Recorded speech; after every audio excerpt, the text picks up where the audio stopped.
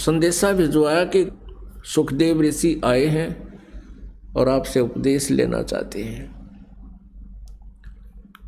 राजा जनक बाहर आए, प्रणाम किया। अहोभाग्य है, मेरे द्वार पर, इस दास के द्वार पर एक महात्मा आए हैं।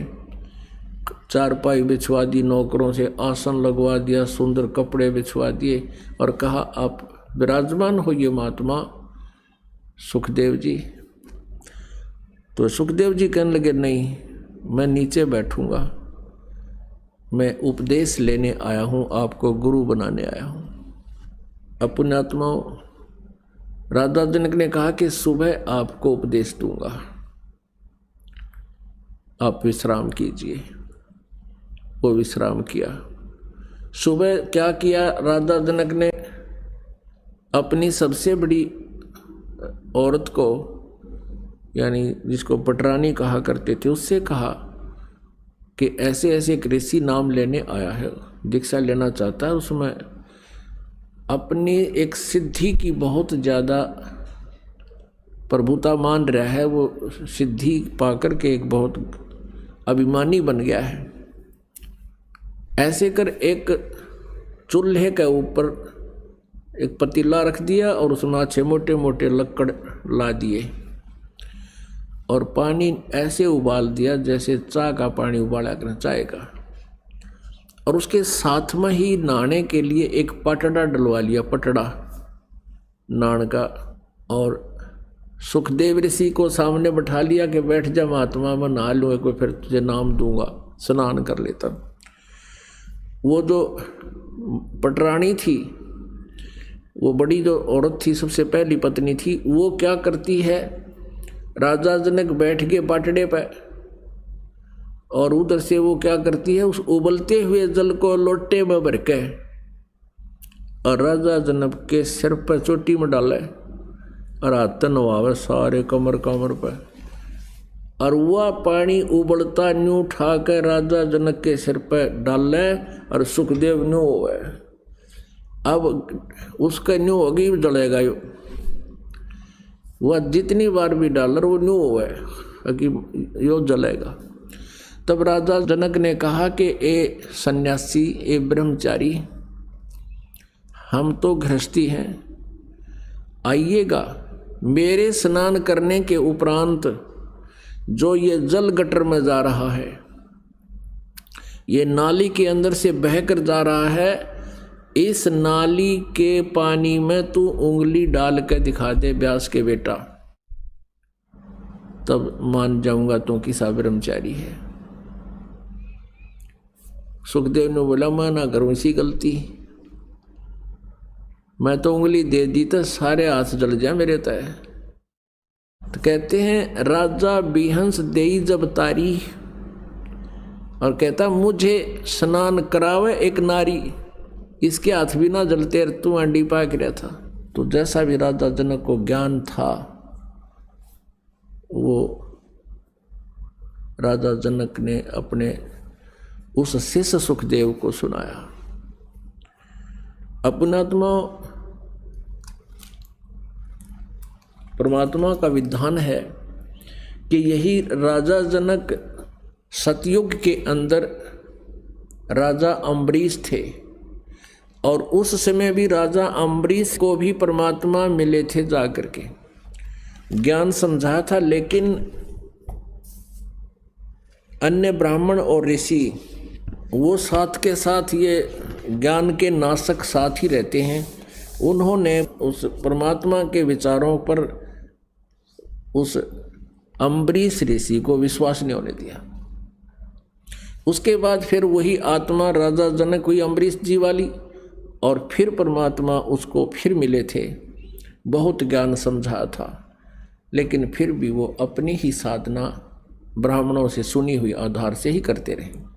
तब राजा जनक ने उस सुखदेव ऋषि को बहुत ही अच्छी तरह समझाया। अपने आत्मा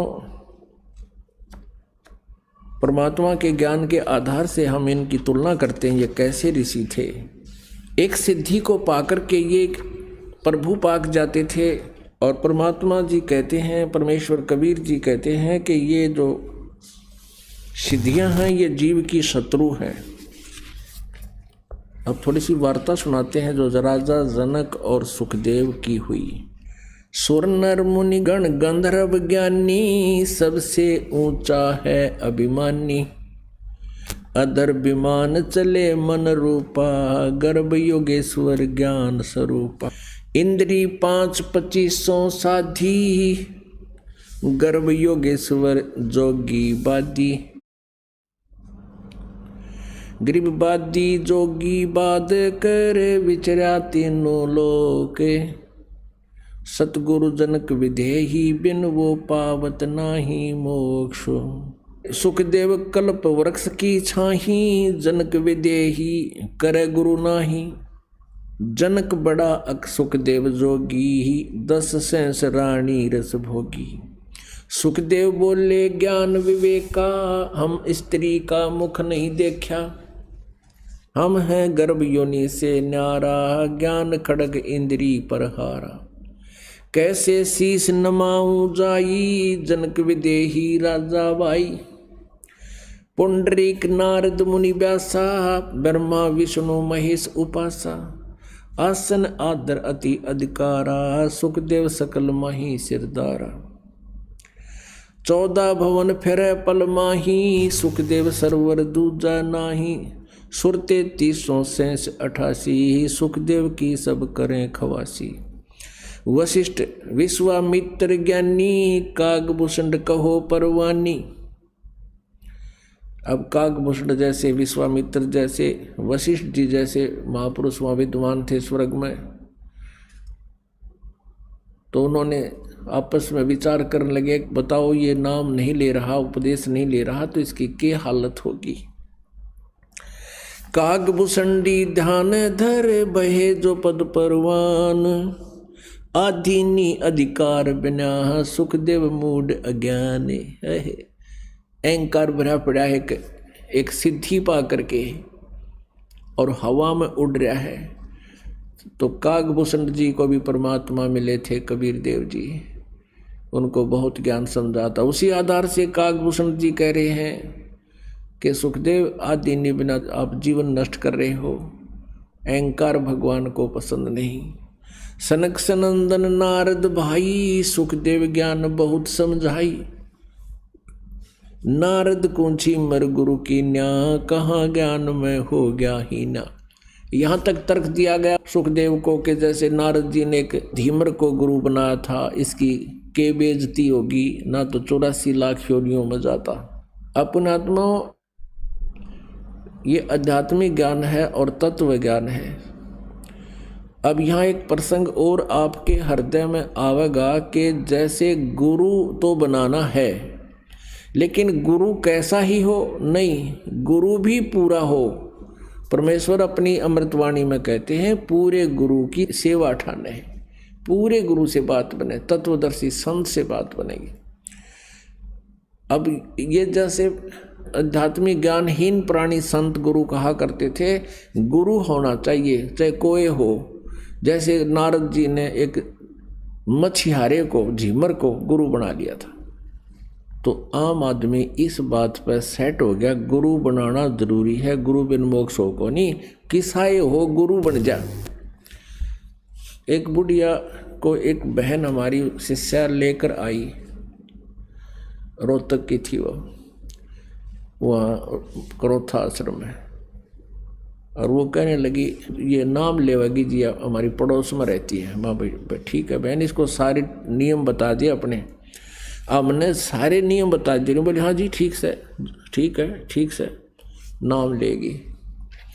हफ्ते 10 दिन के बाद, 5-7 दिन के बाद फिर वो बहन कहने लगी चल बहन अब चलते हैं गुरु जी के दर्शन करने के लिए। वह बुढ़िया ने कहा मैं ना चलूँ, मैं ना जाऊँ कद्दे भी। तो उसने कहा भी गुरु जी के दर्शनार्थ तो जाना चाहिए ना, तेरा लाभ क्या होगा, बोला ना। और उसने देखा कि तू सारी पूजाएं वही कर रही है, फिर नाम कहाँ तेरा। ने बोली मन ने तो गुरु बनाना था, पूजा तो सारी वही करूँगी जो मैं पहले कराया करती। न्यों सुना है मैंने, गुरु बिन मोक्ष होता कोई ना, गुरु बना लिया बस, गुरु बनाना था। तो इन अज्ञानियों ने ऐसा नाश कर रखा है, कहाँ तक इनके अज्ञान को हटाया जाए, लेकिन इस तत्व ज्ञान से ये ठीक हो जाएगा।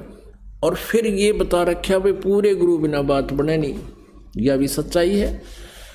अब ये ज्ञान तो संत देते हैं कि पूरे गुरु बिन बात नहीं बने, जैसे राधा स्वामी, धन धन सतगुरु और ये दूसरे पंथ हैं, ये निरंकारी आदि, ये गुरु महत्व बताते हैं, गुरु की महिमा भी बताते हैं, और ये भी कहते हैं पूरे गुरु तो बात बनेगी भाई।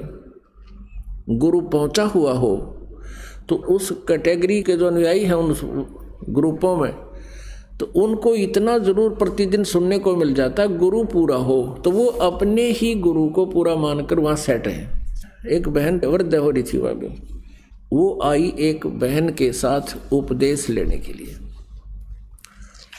और उद्देश्य था उसका कोई लाभ उठाना, कोई उसको लाभ मिला को ना। पहले राधा स्वामी से नाम लिया, फिर सिरसे वाले से लिया, फिर निरंकारी में भी ले लिया, 4-5 गुरु बना लिए थे उसने। और जो उद्देश्य वो लेकर गई थी वो होया पूरा को नहीं, तो उसने ने सोची भाई यूँ काम मेरा पूरा हो जाता गुरु पूरा होगा, ऐसी कुछ सोच थी। तो वो यहाँ आई तो हमने उनसे कहा कि माई आपने नाम लेना है तो ऐसे ऐसे नियम हैं और भक्ति ऐसे करनी है डट के। नो बोली जी मैंने सारा बेरा है, मैंने 5 गुरु बना रखे, 6ठा तना बनाना आई हूँ। मैं पूरा गुरु तो एक का बतेरा, इतने बनाने की क्या आवश्यकता थी। नो बोली न्यू बनाए थे, कोई सा 1.5 तो पूरा होएगा, वो तो पार करेगा। कि मैंने सुन रखा था पूरे गुरु तो बात बनेगी, न्यू बनाए हैं 5 कि कोई सा 1.5 तो पार करेगा, कोई सा तो पूरा पाओगा। तो ये कोई फार्मूला नहीं है, ये कोई पैमाना नहीं है उसे गुरु की पहचान करने का। तो हम इतने ज्ञानहीन बना दिया, हम अपनी अटकल से लग जरूर रहे हैं लेकिन रास्ता नहीं मिलता। अब थोड़ा सा प्रसंग यहाँ, उस नारद जी ने जो धीमर गुरु बनाया था वो कौन था? वो एक पुण्यात्मा थी, किसी समय परमेश्वर कबीर जी की शरण में रहे थे, लेकिन हम कुछ दिनों के बाद इस काल के ज्ञान के ऊपर फिर दोबारा टिक जाते हैं, भगवान की भक्ति त्याग देते हैं। ऐसा ही उस नादान आत्मा ने कर रखा था। फिर यू काल ऐसे कर्म बिगड़वा दे उस पुण्यात्मा के, ऐसी जगह मछियारों का जन्म दे दिया, और वो मछली पकड़ के लावे और बेचे, उसे तो गुजारा कर आप भी काट के खावे। अब कहते हैं कबीर कमाई आपनी कदे ना निष्फल जा, 7 समुद्र आडे पड़े मिले अगा हुआ।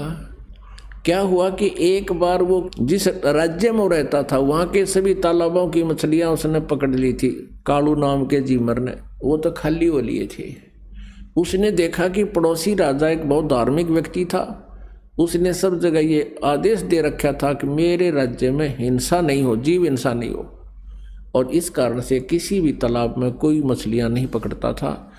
और वो चला गया कालू, उसने देखा सी मोटी मोटी तोरी सी भारा भारा घिया सी कूदें उसके अंदर, उसने सोचा सुबेरा करूँगा काम। उसको ये भी पता था कि राजा ने यहाँ आदेश दे रखा है कि यहाँ प्रतिबंध है, उसने सोचा रात में चोरी करूँगा। अपनी पत्नी से कहकर चला गया कि मैं ऐसे ऐसे जा रहा हूँ उस तालाब पर, और है तो वहाँ खतरे का काम, पर देखी जाएगी, अब रोजगार तो यही है। अब वो पहुंच गया वहाँ तालाब पर। तालाब के आसपास झाड़ बोझड़े भी होते हैं। उसने जाल डाला था सुबह सुबह, और सुबह का टाइम हो गया 4 बजे, उस गर्मियों के दिन थे, थोड़ी सी सर्दी सी भी थी, इस तरह टाइप का मौसम था। तो उसको सर्दी लगी, तालाब में से निकला, उसने क्या करा, एक अग्नि जला ली हाथ सेकने के लिए। अग्नि जलाई, लकड़ तोड़कर हाथ उठ सेके, और पहले तो उसने देखा कि कोई होगा तो यहाँ आ जाएगा, आग जला लेता हूँ। उसने आग जला दी, देखा कोई नहीं आया, कोई पहरेदार होगा तो होगा भी, कैसे है बातचीत पूछा, कह दूंगा विरा चलता हूँ, ठंड लग रही है थोड़ी, हाथ सेकूँ, थोड़ी थोड़ी सर्दी सी थी। कोई नहीं आया तो उसने जाल डाली थी। उधर से उसी नगरी का राजा, उस क्षेत्र का राजा हाथी पर सवार हो गए, और उसी के साथ साथ से रास्ता सा दूसरे शहर में जा रहा था। और एकदम मोड़ मुड़ता था। उस मोड़ के मुड़ते ही राजा का पूरा काफिला एकदम बाहर आया और उसकी नज़र पड़ी। वो सारा ही 4 किले का फैसला था मोड़ का। एकदम घबरा गया वो कालू झिमर कि भाई आज तो बात बिगड़ेगी, राजा आ गया, राज तेरी सजाए मौत होगी, तेने कानून तोड़ दिया। वो डर गया। उसने क्या कर रखा था, एक लंगोट पहन रखा था शरीर पर, बस पानी में बढ़ने की तैयारी थी।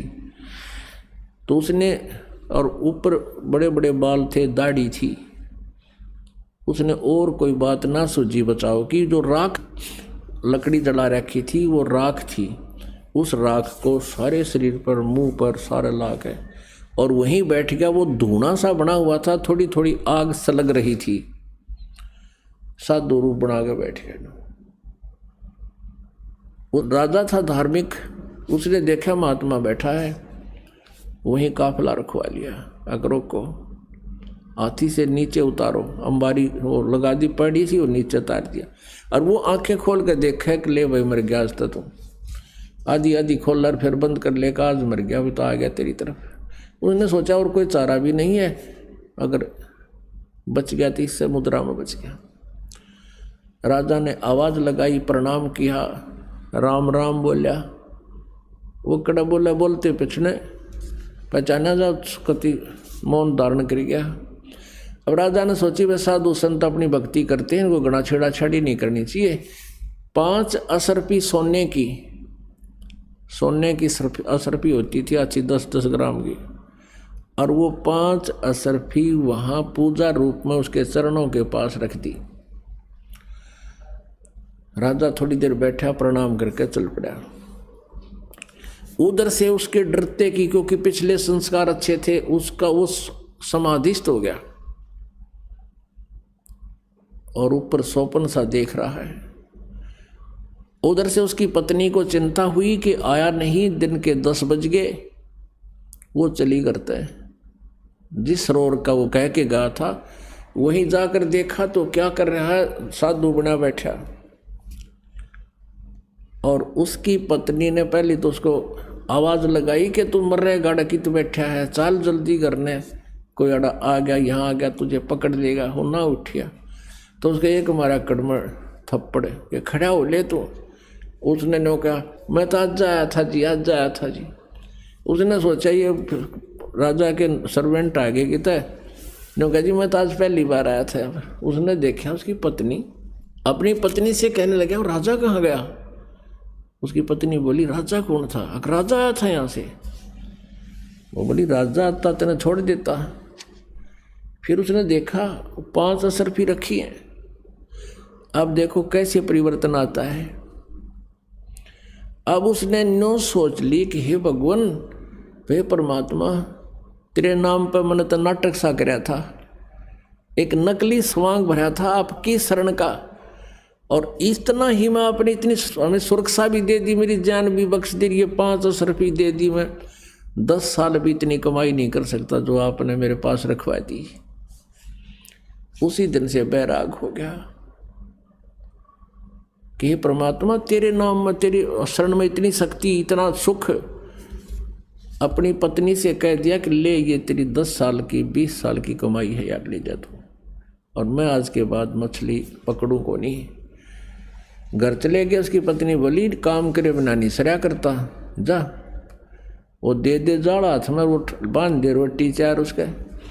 और वो चल पड़े, बैठ के जंगल में खा कर रोटी, अन्नो देखे भगवान, नो क्या करें, गुरु बिन मोक्ष नहीं होता। हे परमात्मा, गुरु बिन मोक्ष नहीं होता। कोई संत मिले, संतों के पास जावे, उनसे पूछा ताछी करे। तो फिर एक दिन परमेश्वर कहते हैं,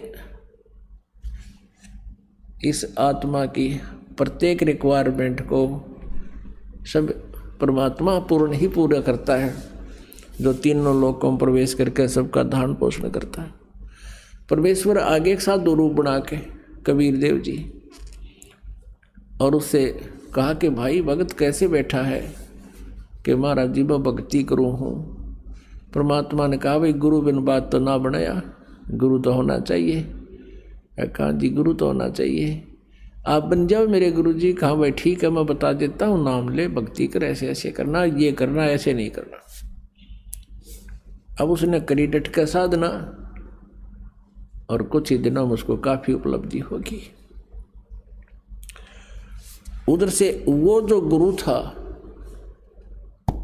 अब उधर नारद जी को एक ऐसी समस्या पैदा होगी थी। उसको कहा गया था कि आज सवेरे तू जावे और उसको गुरु बना ले, जब तेरा कल्याण होगा। तो सवेरे सवेरे वो जा रहा था किसी घाट के स्नान करने के लिए, आगे से वो कालू झीमर मिल गया उसने। तो उसको उन्होंने गुरु बना लिया। उस कालू झीमर ने उसको बताया कि ये नाम जाप कर ऋषि जी, जब तेरा कल्याण होगा। अब कहने का भाव ये है पुण्यात्मा, हम ये सोचा करते थे कि कालू जो था एक सिंपल सा साधारण आदमी, एक मछियारा था, और उसको नारद जी ने गुरु बना लिया तो अब उसका उस सत्र का कल्याण हो गया। अब उस समय वो कालू झीमर नहीं था, उसने सारी बुराई छोड़ दी थी, वो संत बन गया था। लेकिन हम फिर भी वो फीत उतारते नहीं उसको फिर भी धीमर कहा करते थे, झीमर कहा करते, जबकि वो परम संत हो गए थे। तो अब ये शंकाएं सारी समाप्त करनी पड़ेंगी कि किसी भी गुरु से नाम लेने से काम नहीं बनेगा। वो गुरु भी उस सत्र का हो जिस सत्र की हम साधना करना चाहते हैं। तो क्या बताते हैं, अब नारद जी की भी समस्या ये आ गई थी, वह झीमर को गुरु बनाऊं। तब उन्होंने समझा था कि अपना कल्याण करा लेना, अब तेरी बिरान मट्टी हो जाएगी। तब नारद जी ने भी उस झीमर को गुरु बनाया था, फिर उसका कल्याण हो गया तो फिर वो खुशी मनाता है। अब यहाँ उसी पॉइंट को कहते हैं कि नारद ने झीमर गुरु की ना, और कहाँ ज्ञान में हो गया ही ना। इसकी के बेइज्जती हो गई, अपना काम करा लिया, अपना भक्ति कर ली, और नहीं तो 84 लाख योनियों में नारद जी चले जाते हैं।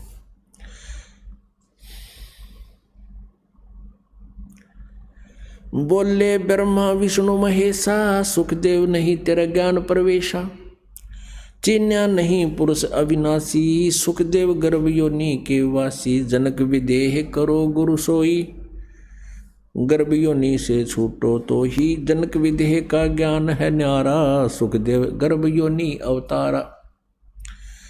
योनि संकट दे कहाई, गर्भ योनि आगे है भाई। योनि संकट देह कहावे, गर्भ योनि कोई बिरला पावे। पिंड ब्रह्मंड दो है योनि, इच्छा बीज न सुखदेव उन्नी। 14 भुवन फिर पल माही, उड़ा फिर पक्षी की नाई। तप का तेज ज्ञान असवारा, पाया नहीं मुक्ति द्वारा। सुखदेव ज्ञान ध्यान तप ही ना, जब लग राजा गुरु निकीना। जैसे गंग अंग पर छारे है, तुमरा मोक्ष सुख जनक के द्वारे। राजा गुरु जनक 3 लोक तत्सार, मेहर करें गुरुदेव जद सुख दे उतरे पार। मान्या वचन कल्पना छाडी, सुखदेव लगी लगन जद गाडी। सुखदेव छोड़ी मान बढ़ाई, राजा जनक किया गुरु जाई। बोले जनक विदेही राजा, इंद्री दमन करी किस काजा। ब्रह्मानंद पद मिला न तो को, ऐसे दर्शत है सब मोको। अगर फुलेल हमाम चढ़ाया, राजा जनक नान को आया। 10 सेंस में जो पटरानी, करे खवासी जल हर पानी। जरे अंगीठी बड़े तिस नीचे, राजा रानी परमल सींचे। आओ गर्भ योगेश्वर जोगी, हम राजा इंद्री रस भोगी। जो तुम्हारी दे अगन जराई, तो झूठा सुखदेव योग कमाई। मल्ला गिर रानी तन लावे, अगर फुलेल हमाम नवावे। राजा रानी शब्द स्वरूपा, सुखदेव पड़े अंधगर कूपा। अजब फुलेल लगावे अंगरी, हमरी जर है काया सगरी। राजा बिहंस दे जब तारी, हमें स्नान करावे नारी। कर स्नान तकत पर आए, सुखदेव परम ज्ञान गौराए। अब क्या बताते हैं राजा जनक के सुखदेव सुनो व्यास के पूता, इंद्री लार लगी संजूता, मन गुण इंद्री कर्म न जाने, व्यास पुत्र तू ज्ञान दीवाने। इंद्री कर्म लगाओ किसके, जिव्या लेप नहीं मधुरस के, नैन पटल में ईश्वर भागा, देखे सकल रूप अनुरागा।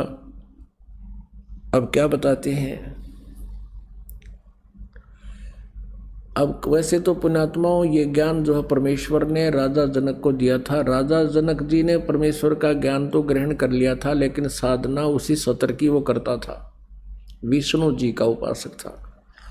फिर भी परमेश्वर ने ये ज्ञान ये एक पात्र बनाकर राजा जनक और सुखदेव आप और हमको जो मार्ग दिया उसको ग्रहण करिए और ध्यान से सुनिए। अब क्या बताते हैं कि जो साधनाएं आप जी कर रहे हो, अब राजा जनक तो सुखदेव जी को कह रहा था कि तूने जो सिद्धि प्राप्त कर रखी है इससे मोक्ष नहीं, और परमात्मा कबीर जी ये बताना चाहते हैं कि जो साधनाएं तुम ब्रह्म तक की कर रहे हो, पूर्ण मंत्र तुम्हारे पास नहीं है तो तुम्हारी किसी की भी मोक्ष नहीं। अब जैसे राजा अम्बरीश थे सतयुग में, वही आत्मा राजा जनक हुए, और वही आत्मा राजा जनक के समय अपना जो पुण्य किया था, यज्ञ धर्म किए थे, उनको स्वर्ग में समाप्त करके वही आत्मा फिर ये गुरु नानक देव जी हुए जो सिख धर्म के प्रवर्तक हैं। अब सतयुग में परमात्मा गए, इस आत्मा ने परमात्मा की बात को स्वीकार नहीं किया। त्रेता में आए, इसके मिले राजा जनक को, ज्ञान जरूर सुना, आधार भी बनाया, लेकिन पूजाएं वही की जो उनके गुरु बताया करते थे। और वही आत्मा फिर नानक जी के रूप में ये भारतवर्ष में यानी पश्चिमी पाकिस्तान वर्तमान में पहले भारती था, तो वहाँ कालूराम मेहता के घर उनका जन्म हुआ। और कहते हैं जो जन हमारी शरण है, ताका हूँ मैं दासे, गेल गेल ला गया फिरूं जब तक धरनी आकाश। तो फिर नानक जी को परमात्मा मिले बेई नदी पे, और फिर उनको ज्ञान दिया, तब उस पुण्यात्मा का कल्याण हुआ। तो इस प्रकार उसी दृष्टिकोण से भगवान परमात्मा कबीर जी हमें बताना चाहते हैं कि जो साधना ये ऋषि लोग किया करते थे वो कैसी है। जैसे चंदन सर्प लिपटाई, शीतल तन भया विष नी जाई। अब जैसे चंदन सर्प लिपटाई, गर्मियों के दिनों में चंदन के पेड़ बहुत ठंडे होते हैं, चंदन की लकड़ी, और ये सर्प जो है गर्मी से शीतलता पर राहत पाने के लिए उन चंदन के पेड़ों के लिपट जाते हैं। अब परमात्मा क्या बताना चाहते हैं कि जैसे चंदन के पेड़ के लिपट के और सर्प शांति प्राप्त करना चाहते हैं, नहीं हो पाएगी, क्योंकि शरीर तो शीतल हो गया, जिस कारण से उसको बेचैनी है, वो उसके अंदर विष है, वो विष के कारण उसको बेचैनी होती है, और उस विष का नाश नहीं होगा तब तक उसको शांति नहीं हो सकती। तो ऐसे परमात्मा बताना चाहते हैं कि जैसे सर्प चंदन लिपटाई, शीतल तन भया विष नहीं जाई, अर्थात उसकी जो कारण है दुख का वो नष्ट नहीं होता। तो कहने का भाव यह है कि जैसे तुम साधनाएं कर रहे हो, इससे तुम्हें ये महसूस हो रहा है कि हम कुछ भक्ति कर रहे हैं, आप संतुष्टि महसूस कर रहे हो, लेकिन जिस कारण से आपको दुख होगा वो पाप कर्मों के कारण, और सत साधना ना मिलने से वो पाप नाश नहीं होते। जब तक वो पाप नाश रूपी विष नाश नहीं होगा तो आप जी को शांति नहीं हो सकती। जो साधनाएं तुम कर रहे हो ये तो ऐसी है जैसे सर्प चंदन के लिपट के और महसूस करता है कि मुझे कुछ राहत मिल रही है, लेकिन वो राहत सही नहीं है, वो तो उस विष के कारण है। वो विष नाश होगा तभी बात होगा। आगे क्या बताते हैं, सीप माही जो मोती मुक्ता हल, बाहर खारा नीर हलाहल, सार वस्तु तो अंदर लीनी, सुख जमीन को दीक्षा देनी। सुख जमीन मिलता ना भाई, तो स्वाति सीप सब ऐली जाही। सुख जमीन की टक्कर लागे, जब मोती सो है गल दागे। खारा नीर गंध हो जावे, दोपड़ खुले कौन चितावे। सुख जमीन सतगुरु जल माही, स्वाति सीप का मेल कराही। ऐसे सतगुरु मिले जगासी, तो पावे वो पद अविनाशी। सुख जमीन सतगुरु हो आया, जिन ये तत्व भेद बताया। कर्म कुसंगत खारा नीरा, मोती खंड होत घन हीरा। अब क्या बताना चाहते हैं? परमात्मा कबीर जी ने जो ज्ञान गरीबदास जी को दिया, यहाँ इन दोनों का, क्योंकि दोनों ही ऋषि विष्णु जी के उपासक थे, क्या बताते हैं? जैसे एक सीप होती है, जैसे शंख देखे हो आपने शंख, ऐसी ही एक चपटी सी एक कीड़ा होता है, उसमें उसके ऊपर कवर होता है, उसका बॉडी चपटा सा होता है, शंख जैसी उसका मटेरियल होता है, सख्त होता है। तो वो सीप जो होती है वो खारे समुद्र में रहती है, और ऊपर आसमान से वर्षा हो रही हो और उसका मुंह खुला हो, उसमें वो क्या करती है, एक बूंद ऊपर के आसमान के जल की ले लेती है, स्वाति नक्षत्र बोलते हैं उसको, और उस बूंद को लेकर के वो वापस ही मुंह बंद कर लेती है और समुद्र में गोता लगा लेती है।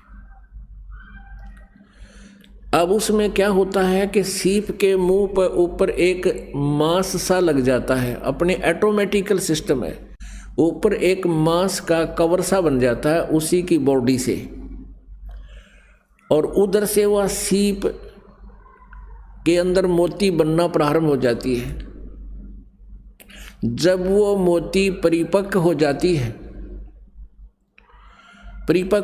है, तो उस ऊपर के मांस में एक विशेष महक आनी शुरू हो जाती है, जो सीप के मुंह पर कवर बन जाता है। उस मांस में विशेष महक आती है, और एक पतले से मुंह की, बिल्कुल पतले से लंबे से मुंह वाली एक मछली होती है, उसको सुकचमीन कहा संतों ने। तो वो उस महक को आने से, उसको खाने के उद्देश्य से, उस सीप के उस मांस के कवर पर जैसे ऊपर एक छोटा सा कवर सा होता है, उसको खाने के उद्देश्य से ऐसे टक्कर मारती है। टक्कर मारते ही वो खाना खूने तो कुछ है नहीं, वो फूट जाता है, आर पार उसका मुंह निकल जाता है, वो मोती एकदम समुद्र में गिर जाती है। अब यहाँ इस आध्यात्मिक मार्ग को क्लियर करने के लिए, स्पष्ट करने के लिए कैसे समझाना चाहा है कि जैसे आप जी ने उपदेश ले लिया आपने, जैसे सारनाम मिला नहीं, सतनाम तक आपकी भक्ति चल रही है। जैसे पहले ये परमात्मा ने सारनाम सार्वजनिक करने का आदेश नहीं दिया था किसी को, अब इस दास के ऊपर मेहर की है इसको सार्वजनिक करने के लिए। तो इससे पहले जो ये भक्ति करते थे, परमात्मा ने खुद ये एक मंत्र भी ला करके इनको दे दिया था। इन दोनों मंत्रों के जाप से भी मोक्ष नहीं था, इन दोनों मंत्रों के जो सतनाम से भी मोक्ष नहीं था, जब तक ये सारनाम नहीं मिलता। अब क्या बताते हैं कि जैसे सतनाम आपको प्राप्त हुआ, परमात्मा रह रहकर सतनाम दे दिया करते थे, उनको गुप्त रखने का आदेश भी देते थे। सारनाम ना मिलने से क्या होता है कि फिर वो यहीं काल के जाल में रह जाता है। तो यहाँ क्या बताते हैं कि सुख जमीन मिलता ना भाई, स्वाति सीप सब ऐड़ी जाही। ऐड़ी माने व्यर्थ। तो पूरा गुरु मिला जिसके पास पूरा कंप्लीट ज्ञान हो और समाधान हो जब बात पड़े। अब क्या बताना चाहते हैं, राजा जनक के माध्यम से परमात्मा हमें ज्ञान देना चाहते हैं। अब राजा जनक को पात्र बनाया है, सुखदेव को भी एक पात्र बनाया है। कबीर परमेश्वर जी हमें ज्ञान देना चाहते हैं, आप और हमको। क्या बताते हैं कि जैसे राजा जनक समझा रहा है सुखदेव को कि तू अपने आप में न्यू कह था, मैंने इंद्रियों को काबू कर लिया, तो कहते हैं इंद्री दमन करी किसका जा, इंद्रियों का तूने हठ योग करके इंद्रियों को अगर कंट्रोल करने की चेष्टा की, इनका दोष क्या है। क्या बताते हैं, इंद्री कर्म लगाओ किसके, जैसे जीवा लेप नहीं मधुरस के। अब आप शहद खाते हो, जीभ के ऊपर शहद लिपटा नहीं रहता, तेरा आदेश हुआ मन का कि यह चीज़ चाहिए, वो खाने तूने खाई, इंद्री ने अपना काम कर दिया, उसने आगे सरका दी, तो उस मधु का, शहद का जिह्वा के ऊपर कोई उसका लिंक नहीं रहा, उसका कोई प्रभाव नहीं रहा। अगर ऐसे आप जी अपने इस मन को अध्यात्म ज्ञान रूपी एक रस्सी से बांध लोगे, फिर ये हठ योग की जरूरत नहीं। और फिर तू नुस्खा है कि मैंने अपने आप को कंट्रोल कर लिया, इंद्री जीत ली, की तरह भूल है या क्या बताते हैं, कुरंग मतंग पतंग सिरंग भरंगा, इंद्री एक ठगोतीस अंगा। कुरंग मतंग पतंग सिरंग भरंगा और इंद्री एक ठगोतीस अंगा, तुमरे संग पांचों पर कासा, या योग युगत की झूठी आशा। कहते हैं बोले आदमी आप अपने कर्म बिगाड़ रहे हो। जैसे कुरंग हिरण होता है, कुरंग उसके कान का विषय होता शब्द, शब्द के विषय पर वो इतना कायल होता है, इतना विवश होता है कि यह हिरण पकड़ने वाला, मृग पकड़ने वाला एक शिकारी एक प्रकार की एक धुन बनाता है सारंगी या अपने किसी यंत्र से, और उस धुन पर कान के कारण वो इतना विवश हो जाता है, हिरण आकर के उस शिकारी के सामने ऐसे मुख रख देता है और उस धुन के ऊपर इतना वो मोहित हो जाता है और वो उसको पकड़ कर और जा ले जाता है। फिर उसको उसकी मौत का कारण बन गया वो कान का विषय। फिर बताते हैं कि मतंग हाथी होता है, हाथी के अंदर ये काम वासना सबसे ज़्यादा होती है। हाथी पकड़ने वाले क्या करते हैं, एक हथनी को ट्रेंड कर लेते हैं और एक गड्ढा बना लेते हैं, वहाँ काफ़ी लंबा खाई सी खोद देते हैं 5-7 फुट चौड़ी लंबी, और उसके ऊपर दोबारा उसको छात देते हैं बोदे बोदे लकड़ों की, उसके ऊपर मिट्टी डाल देते हैं, मिट्टी के ऊपर घास लगा देते हैं, ताज़ा घास पाड़ के उसके ऊपर लगा देते हैं, पानी पुनी छिड़क देते हैं, और हथनी को हाथियों के झुंड में छोड़ देते हैं। वो जाती है हाथी के साथ स्पर्श करती है अपने शरीर को, उसको उत्तेजित करने के लिए। हाथी उत्तेजित होकर के 2-4 हाथी उसके पीछे चल पड़ते हैं, वो फिर भाग लेती है वापस उसी दिशा में जहाँ से उसको छोड़ा गया था। वो सीधा भागी आती है, पहले तो हाथी उसके पीछे पीछे भाग रहे होते हैं, फिर वो साइड काट के, कि उसको पता होता है कि यहाँ तूने नहीं आना, वो उस स्थान को छोड़कर जहाँ गड्ढा बना रखा होता था उसके साइड से काट के फिर हाथी उसकी तरफ भागते, तो फिर उसी तरफ काट के एकदम कट के फिर सीधी भाग लेती है। यानी उनको ऐसा ट्रेंड कर रखा है, वो एक बार ऐसे भागेगी वो स्वयं साइड पकड़ के आती है और फिर सीधी इधर भाग लेती है, तो हाथी फिर सीधे ही भागे आते हैं उसके पीछे और उस खाई में गद गद 3-4 कट्ठे पड़ जाते हैं, गिर जाते हैं और फिर सारे दिन चिंगाड़ मारते रहते हैं। और वो हाथी माल पकड़ने वाले ऊपर खड़े होकर के उनके लंबे लंबे भालों से उनके सिर में ठोकते रहते हैं। 2-3 दिन उनको आहार नहीं मिलता, तब वो समर्पित कर जाते हैं, निढाल हो जाते हैं, तब उनको पकड़ कर लाते हैं। अब क्या बताते हैं, कुरंग मतंग पतंग सिरंग भरंगा, इंद्री एक ठग्योतीस अंगा। फिर पतंग अब वर्षा के दिनों में आप देखोगे लाइट के ऊपर पहले दीपक होते थे बगैर कवर के, और ये जीव जंतु पतंग उड़ के सीधे उस दीपक के ऊपर गिर जाते हैं और जल के मर जाते हैं। उनके बस की बात नहीं, वो इतने विवश हैं उस रूप के ऊपर, वो बहुत आसक्त है, वो मर जाते हैं, हटते नहीं।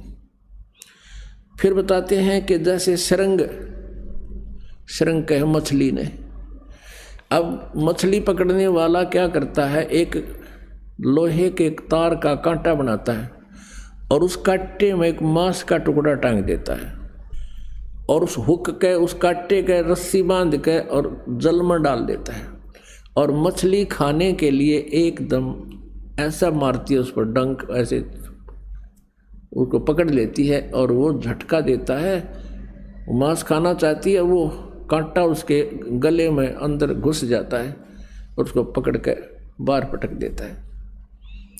उसकी मृत्यु का कारण बना उसका जीभ का स्वाद है। फिर बताते हैं भृंगा, भौरे को कहते हैं, भंवर को। भौरा क्या करता है, फूल के ऊपर जाके बैठ जाता है और शाम के समय उठता नहीं, क्योंकि उसको बड़ा आनंद आ रहा होता है, नासिका इंद्रिय उसकी बहुत उस पर प्रभावित है और सुगंध को वो छोड़ता नहीं, और रात्रि के समय वो फूल बंद हो जाता है, भौरा सुबह तक उसमें मरा हुआ मिलता है। अब परमात्मा क्या बताना चाहते हैं कि इस काल ने, कहते उन प्राणियों, कहते एक एक विषय था और उस विकार के कारण उनकी मौत का कारण बन गया।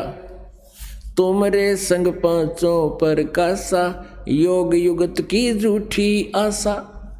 और मनुष्य जीवन में काल ने ये पांचों विकार ला रखे हैं कि कहीं वो भक्ति ना कर ले, मेरी जाल से निकल ना जा। तो कहने का भाव ये है कि जो साधनाएं ये ऋषि महर्षि कर रहे हैं, उनसे ये विकार नष्ट नहीं हो सकते, ये नॉर्मल भी नहीं हो सकते। अब जैसे भगवान शिव से बड़े साधक ये नहीं हो सकते, कोई भी नहीं हो सकता तीन लोक में। और भगवान शिव को एक बार पार्वती जी ने ऐसी गलती कर दी थी कि जैसे श्री रामचंद्र जी जंगल में सीता के वियोग में घूम रहे थे और ऊपर से भगवान शिव ने प्रणाम किया, कहा ये भगवान विष्णु है नीचे। पार्वती ने कहा आप किसको प्रणाम कर रहे हो, कि वो सामने भगवान विष्णु आए हुए हैं, उनको प्रणाम करा। पार्वती कहने लगी मैं तो ना मानूं, भगवान रोए, क्योंकि जब सीता जी का अपहरण हो गया था वो रो रहे थे। मैं तो परीक्षा लूंगी तब मानूंगी ये भगवान है। भगवान शिव ने कहा था परीक्षा मत लेना। जब तो मना कर दिया, लेकिन नजर बचा कर पीछे से धोखा दे करके वो सीता रूप बना कर श्री रामचंद्र जी के सामने आ गई। और ये काल के हाथ में है इनकी रिमोट। ये काल जो है 21 ब्रह्मांड का स्वामी ब्रह्म, इनका पिता, ये इनको नचाता है। अब उधर से भगवान श्री राम को ये तो पता नहीं मेरी सीता ने कौन उठा ले गया, क्यों वहाँ तो उसकी बुद्धि ऑफ कर दी काल ने। गीता जी अध्याय नंबर 7 के श्लोक नंबर 3, 4, 5, 6, 7 में ये काल कहता है कि अर्जुन इन बलवानों का बल और बुद्धिमानों की बुद्धि मेरे हाथ में है, जब चाहे ऑन कर दूँ, जब चाहे ऑफ कर दूँ। अब रामचंद्र जी की बुद्धि ऑफ कर रखी थी, उसने ये नहीं पता मेरी सीता ने कौन ले गया, उठा ले गया। उधर से जब सीता रूप बना कर पार्वती खड़ी होगी, काल ने वह ऑन कर दी बुद्धि और पहचान दी कि हे दक्ष पुत्री माया, भगवान शिव कहाँ गए, अकेली कैसे आ गई। शर्मिंदा होगी कि सचमुच आपको ठीक ही प्रणाम कर रहे थे भगवान शिव जी। तो भगवान शिव को महसूस हुआ, ये काल है ना, ये भी पक्का उस्ताद हो, तो शिव जी के मन में ये ला दिया कि ये जरूर गई होगी पाछे थे। उसने पूछा कि तू परीक्षा ले आई, अगना जी मैं ना गई कति भी। शिव जी ने जान गया झूठ बोला कि नहीं, तूने परीक्षा ली है और आज से तू मेरे पत्नी रूप में नहीं रही, तू मेरे बड़े भाई की पत्नी का रूप धारण कर लिया, मेरे लिए मां के तुल्य होगी। अब भगवान शिव ने सोचा कि मैं पार्वती को अपना सबसे कॉन्फिडेंशियल माना करता, विश्वसनीय मानता था। राजेश ने मुझे धोखा दे दिया, कल नहीं, या कुछ और भी कर सकती है। तो उसने सोचा भी मैंने औरत की आवश्यकता क्यों पड़ी, क्योंकि मेरे अंदर काम विषय है, और यदि इस काम विषय को मैं नष्ट कर दूं, बातें खत्म हो जा, ना रहेगा बांस ना बजेगी बांसुरी। तो इस काम वासना को समाप्त करने के लिए भगवान शिव जी ने हजारों वर्ष तप किया और ये मान लिया कि मैंने अपने वासना पर काबू पा लिया। अब उधर से काल को ये बात सुहाती नहीं, खटकती है कि यदि आज शंकर जी ने ये काम वासना जीत ली, तड़के दूसरा कर लेगा, फिर यह सृष्टि उत्पत्ति कैसे होगी, मैं खाऊंगा कहाँ से। भगवान शिव जी के मन में प्रेरणा कर दी काल ने। किसी ने आके कहा कि आप ऐसे ऐसे, भगवान जब सागर मंथन हुआ था तो भगवान विष्णु ने मोहनी रूप बना करके राक्षसों से अमृत का कलश छीना था और उनको मदिरा का कलश दे दिया था। तो शंकर भगवान के मन में प्रेरणा होगी कि भगवान विष्णु जी का वो मोहनी रूप देखूंगा। वहाँ से चल पड़ा, विष्णु जी के लोक में आ गए। विष्णु जी से राम रमी हुई, नमस्कार हुआ, सब बैठ गए। तब भगवान विष्णु जी ने पूछा कैसे आए, कोई कार्य विशेष है या वैसे मिलने आए थे? कि कार्य विशेष से आया हूँ, मैंने जब सागर मंथन हुआ था मैंने विष ले लिया था, मेरे चक्कर बन गया था और मैं आपके उस मोहनी रूप को नहीं देख सका। ये देवता लोग बताते हैं कि आप बहुत सुंदर लग रहे थे, आज मुझे वो मोहनी रूप दिखाओ। विष्णु जी हंसने लगे, बोले नाथ को कर दिखाऊंगा, वो तो कोई टाइम था हैं, और भाई ये मन शर्म आवा मैं स्त्री रूप धारण करूं। तो भगवान शिव जी बोले मैं तो उस समय जाऊंगा जब मुझे रूप दिखा दोगे। यूँ बैठ गया। अब भगवान विष्णु को पता था कि 88,000 वर्ष तक बैठ का आया है, और हड़ बैठ गया, ये उठा कोई नहीं। यूँ तो आता समस्या आई। कहने लगे आप भी अच्छी बात करो हो, ऐसे कैसे बनूं बताइए इस टाइम में। यूँ कहकर अंदर अपने रेजिडेंस में प्रवेश कर गए और बाहर बरंडे में बैठे शिव जी, और सामने बहुत सुंदर स्वर्ग के हुए बाग बगीचे बिल्कुल दूर तक। उधर से अंतर ध्यान होकर भगवान शिव जी ने एक सुंदर लड़की का रूप धारण करके बाग में अर्धनग्न शरीर पर कपड़े और घूम रहे हैं। भगवान शिव जी ने इधर उधर देखा, विष्णु तो जा रहा है अंदर और तू चल आगे को। अब उस लड़की को पकड़ने के लिए स्पीड खींच दी, लड़की भी आगे को चल पड़ी और आगे जाके आड़ सी पकड़ते भगवान शिव जी ने हाथ पकड़ लिया। हाथ पकड़ते ही भगवान विष्णु अपने उसी रूप में आ गए और नो बोले जिस तरह तो बॉडी बूझ बना दिया, न्यो बनाए थे मैंने, वह राक्षस बॉडी बूझ न्यो बनाए थे। अपने आत्माओं परमात्मा कहते हैं जैसे अगन काष्ठ के माही है व्यापक पर दिखे नाही, ऐसे काम देव पर चंडा व्यापक सकल दीप नौखंडा। कहते हैं जैसे काष्ठ में लकड़ी में आग है पर दिखाई नहीं देती, और जब इसके तिल्ली लगा दी जाए तो देखना पूरी आग है ये। तो कहते हैं जैसे अगन काष्ठ के माही है व्यापक पर दिखे नाही, ऐसे काम देव पर चंडा व्यापक सकल दीप नौखंडा। अब कहने का भाव ये है कि यदि हम ये डले ढोन लगा, पहले अपनी इंद्रिया न काबू करा, तो वो भी बात व्यर्थ की पाई। तो क्या बताया है कि जो साधना हम बता रहे हैं परमात्मा कहना चाहते हैं, उस भक्ति से आप जी के ये सभी विकार, पहले तो ज्ञान हो जाएगा, ज्ञान के बाद फिर ये मन जो भक्ति हम करते हैं इसके अंदर एक ऐसी स्थिति आ जाएगी कि ये मन बकवाद तो करेगा लेकिन ये हानि करने जोगा नहीं रह सकता, क्योंकि इसको आग दिखाई देने लग जाएगी, उससे आगे नहीं बढ़ सकता ये। इस प्रकार हम परमात्मा पा सकते हैं, ये विधि बताई है। तो कहने का भाव प्रसंग चल रहा था कि परमेश्वर कबीर देव जी ने गुरु बनाया, गुरु जी की आवश्यकता बताई कि गर्भ योगेश्वर गुरु बिना वो करते हर की सेवे, सेव माने पूजा। कह कबीर बैकुंठ से वो फेर दिए सुख देव, स्वर्ग से भी वापस पटक दिया उसको कि निकल जाए यहाँ से। राजा जनक गुरु किया फिर किन्नी हर की सेवे, कह कबीर बैकुंठ में फिर चले गए सुख देव। राजा जनक से नाम लिया। अब उस जिस सतर का वो गुरु था उसी सतर का पासपोर्ट बना दिया उसने, और उस पासपोर्ट से वो उसी लोक में जा सकता है जिसका वो बनाया गया है। तो पुण्यात्माओं, ठीक इसी प्रकार इस काल का कितना भयंकर जाल है। अब राजा जनक ने खुद कहाँ धोखा खाया।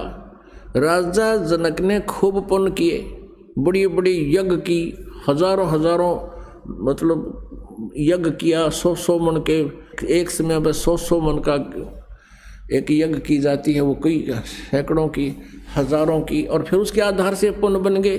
विमान में बैठकर जा रहा शरीर छोड़ करके सूक्ष्म शरीर में, आगे एक बहुत बड़ा नरक था जिसमें 12 करोड़ आत्माएं अपना कष्ट भोग रही थी। वह हाहाकार मच रही थी। काल ने उनका विमान उसके पास से निकाल दिया। अब साधु संत में दया होती है। राजा जनक ने कहा भी पार्ख दो, जो पायलट थे उनसे कहा कि रोको इस विमान को, और ये आवाज़ रोने की कहाँ से आ रही है मुझे बताओ। उन्होंने बताया जी यहाँ ऐसे ऐसे एक नरक है, इस नरक के अंदर 12 करोड़ आत्माएं अपना पाप कर्म भोग रही हैं। राजा ने कहा कि इनको छोड़ दो, इनको छुड़वा दो। उन पार्षदों ने कहा कि यहाँ आपका आदेश नहीं चलेगा, आप राजा नहीं हो, यहाँ धर्मराज का आदेश चलता है। तो उन्होंने कहा कि मेरा विमान यहाँ रोक दो, धर्मराज से मेरी बात करा दो। पार्षद गए जी, ऐसे ऐसे उन्होंने जिद कर ली है। वो कहते हैं राजा जनक के 12 करोड़ इन सेना छोड़ दो इन नरक में पड़ी आत्माओं को। धर्मराज वहाँ आ गया और कहा राजन इनको नहीं छोड़ा जा सकता, ये अपना कर्म भोगेंगे। उसने जिद करी कि आप इनको नहीं छोड़ सकते तो मुझे भी यहीं छोड़ दो, मैं इनके अंदर ही रहूँगा। अब धर्मराज वहाँ उसको नहीं छोड़ सकता। उसने रास्ता बता दिया कि यदि आप इन 12 करोड़ आत्माओं को नरक से निकलवाना चाहते हो, आप जी अपने पुण्य दान कर दो इनको। राजा जनक ने कहा ठीक है, मैं अपने 50% आधे पुण्य देता हूँ। अब आधे पुण्य दे दिए तो उस 12 के 12 करोड़ जितने भी उस नरक में थी सबको विमान में बैठा के और स्वर्ग में राजा जनक के साथ पार्सल कर दी। अपने आत्माओं यहाँ भी मार खाते हैं हम। जैसे पहले हम क्या करा करते, ये बूढ़ी माई बहन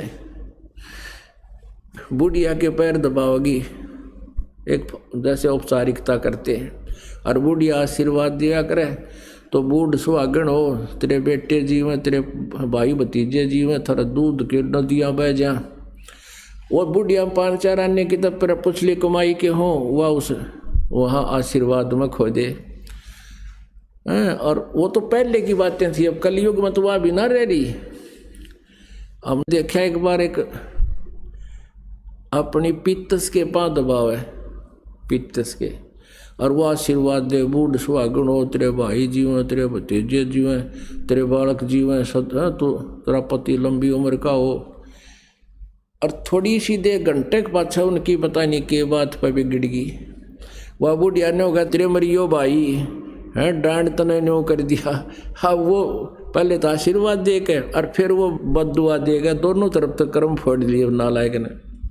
तो राजा जनक यू काल का यू दाव है कि न एक टायर में तो दूसरे टायर में हवा घालने जा, दोनों कंडम हो जाए। और यहाँ परमात्मा का तरीका है कि आपको सबको पंप दे दिया, इस नाम की भक्ति का। आप भी अपनी हवा भरो, यानी भक्ति कमाई करो, और अपने बच्चा ने भी लाओ, और सबको अलग से विधि बता दी जाती है, अपनी कर्म बनाओ और चलो सतलोक में। तो वहाँ 50% अपने पुण्य दे दिए उन 12 करोड़ को, और सारे स्वर्ग में पहुँच गए। राजा जनक बड़ा खुश हुआ, वाह वाह होगी पूरे स्वर्ग में। राजा जनक ने 12 करोड़ की बंद छुटवा दी। अब कितनी की बंद छुटवा दी? जब तक राजा जनक के द्वारा दिए गए पुण्य उस एवरेज रेशो में उनको प्राप्त हुए, 12 करोड़ में बांट दिए। वो किसी का 10 दिन का, किसी का 2 वर्ष का स्वर्ग, किसी का वो 2 वर्ष के स्वर्ग सबके बन गए मान ले। तो 2 वर्ष तो वो स्वर्ग में रहेंगे, उसके बाद फिर नरक में, क्योंकि वो पाप तो नो के नो रह गए उसके। उनके पहले वाले पाप तो ज्यों के त्यों रहे, जिनके कारण वो नरक डाले गए थे। लेकिन 2 वर्ष का पुण्य मिल गया, वो 2 वर्ष स्वर्ग में रहे, उसके बाद फिर नरक में ठोक दिए गए, और फिर भोगेंगे वो पूरे उसी तरह फिर दुख पाए। और उधर से राजा जनक झाड़ दिया काल ने, आदि पुण्य खत्म कर दिए, और वहाँ हजारों वर्षों तक स्वर्ग में रखा। और फिर जब वहाँ पुण्य खत्म हो गए, वो कौन क्या बने? नानक जी बने। पहले राजा अम्बरीश रूप में राजा थे, राजा जनक रूप में वो राजा थे, उनका हजारों और लाखों की संख्या में नौकर थे। और फिर वही आत्मा ठीक साधना ना मिलने से, सच साधना ना मिलने से स्वयं नौकर लगी एक सुल्तानपुर में नवाब के यहाँ नानक जी। काल का ये जाल है पुण्यात्माओं, इसको आपने घड़ी गहराई से समझना पड़ेगा। अभी तक हमें केवल दंत कथाएं, लोकवेद, वैसे मनराजी करने के लिए कथाएं सुनाई गई थी। हमारे को कोई भी निष्कर्ष किसी ने दिया नहीं था। परमेश्वर कबीर जी की रजा से आपको ये आध्यात्मिक तत्व ज्ञान प्राप्त हो रहा है। अपनात्मा परमात्मा कबीर जी ने इस उद्देश्य से कि गुरु जी के बिना मोक्ष नहीं हो सकता, और यदि मैं गुरु नहीं बनाऊंगा तो आने वाले समय में ये कहा करेंगे, काल का दाव लग जाएगा कि कबीर जी ने कौन सा गुरु बनाया था, बगैर गुरु के ही बात बन जाएगी, और काल फिर मेरी आत्माओं को धोखा दे देगा। इसलिए उस परमेश्वर ने, अब वो ऋषि किसी के ज्ञान में तो सुने को नहीं, कौन? स्वामी रामानंद जी ब्राह्मण पंडित। परमात्मा ने उसको ज्ञान सुनाने का कौन सा तरीका अपनाया? एक 2.5 वर्ष के बालक का रूप धारण किया। जब परमात्मा 5 वर्ष के थे कि लीला में शरीर कर रहे थे 5 वर्ष के, उस समय 2.5 वर्ष के बच्चे का रूप धारण किया, और पंचगंगा घाट के ऊपर काशी में, जहाँ रामानंद जी स्नान करने के लिए जाया करते थे, वहाँ एक घाट बना हुआ था पक्की पौड़ियों का। उन पौड़ियों पर जाकर कबीर परमेश्वर जी 2.5 वर्ष के बच्चे के रूप में लेट गए। स्वामी रामानंद जी सुबह सुबह जाया करते थे ब्रह्म मुहूर्त में, गर्मियों के दिन थे। जो ही वो नीचे पैड़ियों से उतर रहे थे, परमात्मा कबीर जी 2.5 वर्ष के बालक का रूप धारण करके लेटे हुए थे। स्वामी रामानंद जी की खड़ाऊं सिर में लगी, काठ की खड़ाऊं पहना करते थे। खड़ाऊं लगते ही परमात्मा ने रोना शुरू किया, जैसे बालक चिल्लाते हैं। तो पुण्यात्माओं, आपका सौभाग्य है, आपको ये अनमोल वचन, अनमोल ज्ञान सुनने जोगा बनाया। पहले तो भगवान ने आपको विद्वान बनाया, शिक्षित किया, और दास को इसका जानकार बनाया। आज आपके रूबरू ऐसा बना दूंगा जैसे पहली का कहता हुआ, अगर वेद गीता और पुराणों को आप याद रखोगे। बोलो सतगुरुदेव।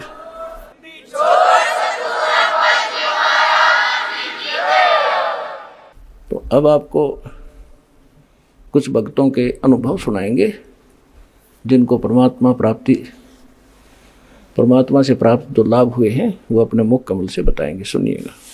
सर नमस्कार। सत साहिब सर। सर आप कहाँ से आए हैं? सर मैं उदयपुर राजस्थान से आया हूँ। सर क्या नाम? नरेश दास। सर क्या काम करते हैं आप? मैं मेडिकल लाइन से हूँ और बीएससी नर्सिंग किया हूँ, एमएससी नर्सिंग कर रहा हूँ, और बीएससी नर्सिंग वाले स्टूडेंट्स को पढ़ाता हूँ और जीएनएम को पढ़ाता हूँ मैं। सर संत रामपाल जी महाराज से नाम दीक्षा कब लिया आपने? सर सदगुरु संत रामपाल जी महाराज से नाम दीक्षा मैंने 11/7/2009 को ली थी। सर संत रामपाल जी महाराज की शरण में आने से पहले आप क्या भक्ति साधना करते थे? 2009 में नाम दीक्षा उपदेश लेने से पहले, उससे पहले जो मेरा जीवन था वो मैं शंकर जी की भक्ति करता था और मेरी पूरी फैमिली उसी पे डिपेंड थी, उन्हीं को सब कुछ मानती थी। शंकर जी को जैसे जो भी सोमवार के व्रत करने हैं, ये सब कुछ उन्हीं को कि भाई ये सब कुछ कर सकते हैं, ये सुना था कि भाई ये ही भगवान है और उन्हीं को भगवान मान के हम सारा ये उनको साधना करते थे। सर जो भक्ति साधनाएं आपने की उनसे आपको क्या लाभ मिला? उनको भक्ति साधना करने से हमें लाभ तो जैसे गुरुजी बताते हैं कि भाई भगवान लाभ तो देता है, लेकिन हम वो कोई और दे रहा था। हमारी मानना हमने ये मान रखा था कि ये हमारे शंकर जी कर रहे हैं, क्योंकि हम उनकी भक्ति करते थे। तो उनकी भक्ति करते थे तो वो ये हमारी ऐसा व्यू ऐसा था कि भाई हमारे शंकर जी ही हमको लाभ दे रहे हैं, लेकिन वो ऐसा नहीं था। हमें कुछ भी लाभ नहीं हुआ था डायरेक्टली रूप में, अगर मैं कहना चाहूँ तो। सर संत रामपाल जी महाराज की शरण में कैसे आए आप? सदगुरु रामपाल जी महाराज की जय। मैं सदगुरु रामपाल जी महाराज की चरण में 2009 में आया था और सबसे पहले 2003 में मैं ये बताना चाहता हूँ कि 2003 में सदगुरु रामपाल जी महाराज बंदी छोड़ 2003 में उदयपुर टाउन हॉल राजस्थान में आए थे परमात्मा, और वहाँ पे सत्संग किया था। तो उस ड्यूरेशन में हमें पता नहीं चला था कि यहाँ पे सत्संग चल रहा है, लेकिन वहाँ पे देखो इतना वो हो चुका था कि परमात्मा इतना खोल के बता रहा है, लेकिन फिर भी कोई समझा नहीं था। तो वहाँ पे सदगुरु रामपाल जी महाराज जब सत्संग किया था तो सिर्फ और सिर्फ उदयपुर राजस्थान से सिर्फ एक भगत आत्मा ने नाम उपदेश लिया था सदगुरु रामपाल जी महाराज से, और वो एक भगत आत्मा चलती रही सदगुरु रामपाल जी महाराज के देह उपदेश पे, और उन्होंने हम मेरे ब्रदर है उनके टच में आए थे 2009 में, और उन्होंने बताया था हमारी भक्ति साधना देख के कि देखो आप गलत साधना कर रहे हो। और उन्होंने उदयपुर की भगत है वो, और उन्होंने सदगुरु रामपाल जी महाराज के हम उनके बारे में बताया था कि ऐसी ऐसी भक्ति है। मेरे भैया ने सबसे पहले समझा था और उन्होंने उपदेश लिया। फिर हम पूरी फैमिली को, मेरे भाई साहब को अच्छा लगा तो पूरी फैमिली हम वहाँ गए थे, बरवाला हिसार हरियाणा में गए थे। और वहाँ पे सब कुछ समझने के बाद में, छोटा आश्रम था जब, सब कुछ समझने के बाद में हमने उपदेश लिया था। सर संत रामपाल जी महाराज से जुड़ने के बाद आपकी लाइफ में क्या एक्सपीरियंस रहे? मेरी लाइफ का सबसे बड़ा एक्सपीरियंस तो मैं ये कहूँ कि भजन बहुत सारे बोलते थे, लेकिन कबीर साहब की एक वाणी है कि श्वास उश्वास में ओम सोम है। कबीर साहब की ये बहुत पुरानी वाणी है, श्वास उश्वास में ओम सोम है, कर विश्वास सुमिरना मनवा भगवत भक्ति करना। हमें नहीं पता था, बहुत गाया करते थे, हम बहुत गाते थे। मेरे भाई साहब पेटी बजाते थे और मैं साथ में, हमारा ग्रुप था, हम गाया करते थे। दिन में तो अपनी ड्यूटी करना, रात में गाया करते थे। तो ये नहीं पता था। अब यहाँ पे सदगुरु रामपाल जी महाराज ने ऐसे ढंग से बताया हमें, और दूसरी तरफ ये कहा कि मेरे भाई साहब ने गुरु जी बना रखे थे, तो मैं गुरु के बिल्कुल एंटी था। गुरु क्या होता है, गुरु का मनुष्य के जीवन में क्या वो रोल होता है, मुझे नहीं पता था। लेकिन यहाँ पे मैं भाई साहब को कहता था कि उन्होंने आसाराम जी को गुरु जी बना रखा था और उनकी 10 साल से भक्ति करते थे मेरे भाई साहब, लेकिन फिर भी मैं उनसे कभी अट्रैक्ट नहीं हुआ कि मुझे भी गुरु बनाना चाहिए। तब वहां पे सदगुरु रामपाल जी महाराज ने ये बताया कि गुरु कौन होता है और गुरु का मनुष्य के जीवन में क्या भूमिका होती है। वो भूमिका सदगुरु रामपाल जी महाराज ने हमें बताई थी, और परमात्मा ने ये कहा था, परमात्मा की वाणी की अकॉर्डिंग, कि सोई गुरु पूरा कहावे जो 2 अक्षर का भेद बतावे, एक लखावे एक छुड़ावे तो प्राणी निज घर को जावे। अब यहाँ पे सदगुरु रामपाल जी महाराज के वचनों का मैं गुणगान करूं, उनका महिमा का बखान करूं, तो मैं ये कहना चाहता हूं कि वो 2 शब्द कौन से हैं? क्या वो हरे कृष्ण राम राधे श्याम, ये राधे राधे श्याम मिला दे, ये 2 शब्द वो है? नहीं। इनका अपन आइडेंटिफाई कैसे करेंगे? अपने शास्त्रों पे होली बुक जो है, स्पिरिचुअली होली बुक जो है, उनका अपन को मिलान करना पड़ेगा कि क्या सही है, व्हाट इज रॉन्ग और व्हाट इज राइट। सर आप खुद एक डॉक्टर हैं, आप मेडिकल लाइन से बिलोंग करते हैं। सर संत रामपाल जी महाराज की शरण में आने के बाद आपको क्या लाभ हुआ? मुझे सद्गुरु रामपाल जी महाराज की नाम दीक्षा लेने के बाद में सबसे बड़ा चमत्कार या सबसे बड़ा लाभ मुझे ये हुआ कि मैं 2013 से 2015 तक मेरी भीलवाड़ा में पोस्टिंग थी। मैं वहाँ पे पोस्टेड था Balaji college of nursing Bhilwara में, और वहाँ पढ़ाता था मैं। और मैं ऑन ड्यूटी था 4/8/2014 को वो डेट थी। मैं ऑन ड्यूटी था, ड्यूटी चेक करके वापस आ रहा था और मेरा एक्सीडेंट हो गया था। उससे पहले मैं मेरे स्टाफ को बहुत कुछ बता चुका था सद्गुरु रामपाल जी महाराज के बारे में कि मेरे गुरुजी ये चमत्कार कर देते हैं। तो वहाँ पे वो पहले ही एंटी थे कि वो हंसते थे गुरुजी का नाम ले लेके, तो वो उनका और कहने का दाव लगा था। 4/8/2014 को मैं ड्यूटी करके वापस आ रहा था चेक करके बच्चों को, मेरा एक्सीडेंट हुआ था। और एक्सीडेंट हुआ था, बाइक थी मेरे पास, आगे सिंगल आदमी था और मुझे कुछ दिखा ही नहीं थोड़ी देर के लिए, बिल्कुल ब्लैकिश हो गया। मेरा एक्सीडेंट हुआ था और वहाँ पे मैं एक्सीडेंट होते ही मैं गिरने के बाद में मेरी ब्लीडिंग हुई थी नाक से, और ब्लीड होने वहाँ पे जो लोग थे उन्होंने मुझको उठा के बिठाया था। ये मैं चमत्कार बता रहा हूँ, ध्यान से सुनना भक्तों। और वहाँ पे बिठाया मेरे को, तो मैंने देखा मुझे मेरी लेफ्ट आई से कुछ भी नहीं दिख रहा, कुछ भी नहीं दिख रहा। इवन सेंस एक आंख से हो चुका था, इवन अंधा हो चुका था मैं, एक आंख से मैं अंधा हो चुका था, कुछ भी नहीं दिखाई दे रहा। मेरी बॉडी इम्बैलेंस हो चुकी थी, मैं मेरी बॉडी को कंट्रोल नहीं कर पाता। अब यहाँ पे और मैंने मेरे जैसे जैसे स्टाफ को फ़ोन किया, एक आंख पे हाथ लगा के, ब्लीडिंग हो रही थी, उन्होंने मुझे बिठाया और सर में पानी डाला और स्टाफ को फ़ोन किया। स्टाफ आया सारा भाग के और हम मुझे हॉस्पिटल लेके गए थे। और हॉस्पिटल मैं 3 दिन एडमिट रहा था हॉस्पिटल में, और वहाँ पे सारी इन्वेस्टिगेशन कराई थी मैंने। मेरी आँख में इंजेक्शन भी लगे थे और आँख में इंजेक्शन लगने के बाद भी उन पर कोई असर नहीं था, आँख जैसी थी वैसे की थी। इसमें स्क्विंट था, स्क्विन इन द सेंस आँख टेढ़ी होना, फर्स्ट प्रॉब्लम ये थी। दूसरी प्रॉब्लम ये थी आँख का डिप्लोपिया था। Diplopia in sense double vision होता है, 2 चीज़ें दिखती है, आपकी जो नज़रें है वो एक जगह देख नहीं पाती, और तीसरी चीज़ कुछ भी नहीं दिखता भी नहीं था। ये 3 चीज़ें अराइज हो चुकी थी। दूसरे बता देते कि तेरी आँख टेढ़ी दिखती है। तो मैं मेरी फैमिली वालों को फिर वहाँ पे सेवा करी थी, जो स्टाफ ने, उन्होंने कहने का और दाव लगा था, कहते कि भाई जो अपना होता है वो सेवा करता है, लेकिन अपनी दुनिया में अपना कोई नहीं है सिवाय अपने सद्गुरु रामपाल जी महाराज। इवन वो ही भक्ति बताते हैं और भक्ति के अलावा कुछ भी है ही नहीं। उन्होंने ये बताया था कि बेटा टाइम पड़ने में तुम्हारा पूरा परिवार, तुम्हारे दोस्त, तुम्हारे भाई बहन सारे बैक हो जाएंगे। सर आपके कहने का मतलब है कि आपके स्टाफ द्वारा आपको टॉर्चर किया जा रहा था? किया जाता था टॉर्चर इन द सेंस कि वो कहते थे कि भाई आप तो बताते थे, आपको इतनी महिमा का बखान करते थे कि आपके गुरुजी ये कर देते, तो ये आपके कैसे हो गया। तो उस समय परमात्मा की वाणी आती थी कि संत मिलन को चालिए तज माया अभिमान, और ज्यों ज्यों पग आगे धरे यों ही यज्ञ समान। तो उस समय ये यहाँ पे मेरा ये एक यज्ञ था जो मुझे वापस परमात्मा की दया से मेरा ये जीवन बच गया था। और जब वापस ट्रीटमेंट कराने के बाद में मैंने ट्रीटमेंट करवाया था, सारी MRI CT स्कैन वगैरह कराई थी, तो डॉक्टर ने इवन ये कह चुके थे कि ऑप्टिक नर्व जो होती है वो डैमेज हो चुकी थी। डैमेज इन सेंस वो वहाँ अपना काम करना बंद कर दिया उसने, सारी जांचें ये करवाई थी। तो डॉक्टर ने बताया था कि ये नर्व वापस नहीं आ सकती। सर वो मेडिकल रिपोर्ट्स कहाँ है अभी? सर मेडिकल रिपोर्ट्स तो मैं घर पे ही रह गई है मेरी, मैं लेके नहीं आ पाया हूँ उस रिपोर्ट। अगर हम मेडिकल रिपोर्ट्स को मंगवाना चाहें तो क्या हमें आप मेडिकल रिपोर्ट भेज सकते हैं? बिल्कुल जी, मैं भेज सकता हूँ। सारी रिपोर्ट्स मेरे पास पड़ी हुई है और उसमें क्लियर कट लिखा हुआ कि मेंशन है उसमें कि ऑप्टिक नर्व डैमेज है। और नर्व अगर एक बार पूरी बॉडी की कोई नर्व अगर डैमेज होती है तो इन पूरी मृत्यु लोक में कोई भी ऐसा डॉक्टर्स नहीं होगा जो इस नर्व को जो इंजरी हुई है उसको सही कर पाए।